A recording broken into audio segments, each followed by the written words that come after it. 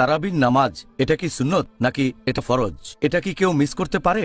আমাদের নবী মুহাম্মদ সাল্লাল্লাহু আলাইহি ওয়াসাল্লাম বলেছেন, এটা আছে সহিহ বুখারীতে খণ্ড নম্বর 3 হাদিস নম্বর 2012। এখানে বলা হয়েছে যে মুহাম্মদ সাল্লাল্লাহু আলাইহি ওয়াসাল্লাম রমজান মাসে মসজিদে কিয়ামুল লাইল পড়লেন আর লোকজনও তার সাথে পড়ল। পরের দিন খবর ছড়ালো, সেদিন নবী আসলেন আর পুরো মসজিদে ভরা লোক। তৃতীয় দিনেও অনেক মানুষ, আর চতুর্থ দিনে যদিও মসজিদে অনেক লোক, নবী ইচ্ছে করে সেদিন মসজিদে এলেন না কিয়ামুল লাইল আদায় করার জন্য।